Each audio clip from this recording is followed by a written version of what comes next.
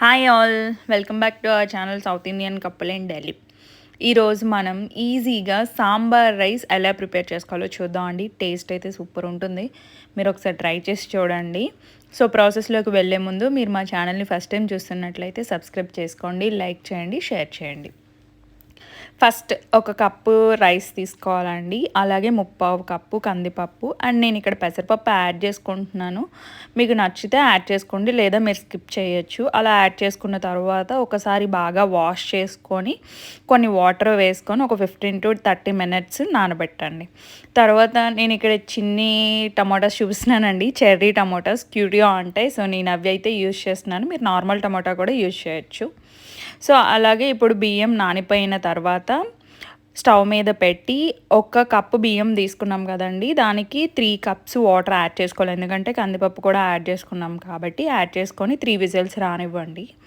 ఇంతలో తాలింపుకి కడాయి పెట్టుకొని ఆయిల్ వేసుకొని కట్ చేసిన ఆనియన్స్, పచ్చిమిర్చి యాడ్ చేసుకోవాలి.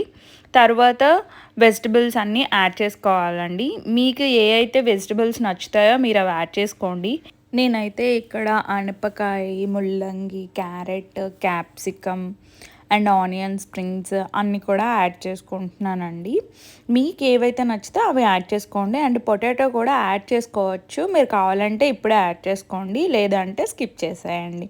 అండ్ తర్వాత ఆల్రెడీ కట్ చేసి పెట్టుకున్నాం కదండి చెర్రీ టమోటాస్, అవి నేను యాడ్ చేస్తున్నాను. మీరు కావాలంటే నార్మల్ టమోటా కూడా యాడ్ చేసుకోవచ్చు అండి.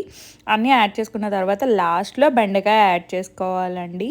ఇలా అన్ని వెజిటబుల్స్ అన్నీ యాడ్ చేసుకున్న తర్వాత సరిపడా సాల్ట్ కూడా యాడ్ చేసుకోవాలి, అలాగే పసుపు కూడా యాడ్ చేసుకోవాలండి.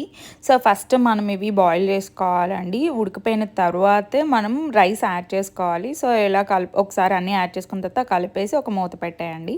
ఇప్పుడు చూడండి, రైస్ ఆల్రెడీ ఉడికిపోయింది. సో దాన్ని పక్కన పెట్టండి. సో ఇప్పుడు ముక్కలో ఒకసారి కలుపుకొని మూత తీసుకొని కలుపుకొని కారం అన్ని మసాలాలు కూడా యాడ్ చేసుకోవాలండి. ఇక్కడే కారం, ధనియాల పొడి, జీలకర్ర పొడి, గరం మసాలా అలా అన్నీ యాడ్ చేసుకున్న తర్వాత సాల్ట్ సరిపోదు అంటే సాల్ట్ కూడా యాడ్ చేసేసుకోండి.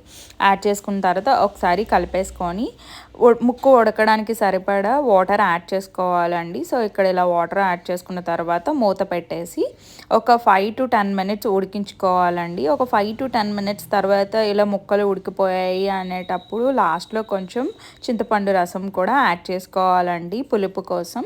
అన్నీ యాడ్ చేసుకున్న తర్వాత లాస్ట్లో కొంచెం హింగు కూడా యాడ్ చేసుకోండి. యాడ్ చేసుకున్న తర్వాత ఒక 5 minutes 10 minutesకి చూడండి ఇలా ముక్కలు ఉడికిపోతాయి. ఉడికిపోయిన తర్వాత ఆల్రెడీ మనం ఉడికించి పెట్టుకున్నాం కదండి రైస్ యాడ్ చేసుకొని బాగా కలిపేసుకోవడమేనండి.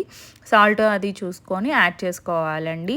లాస్ట్లో కొత్తిమీర కూడా యాడ్ చేసుకుంటే అంతే అండి, అయిపోయింది. Sambar rice ready. మీరు కూడా ఒకసారి ట్రై చేయండి, ఎలా వచ్చిందో చెప్పండి. టేస్ట్ మాత్రం చాలా బాగుంటుందండి, ఒకసారి ట్రై చేసి చూడండి. Thank you for watching. And మీరు మా ఛానల్ని స్టిల్ సబ్స్క్రైబ్ చేసుకోకపోతే సబ్స్క్రైబ్ చేసుకోండి. Thank you, by by.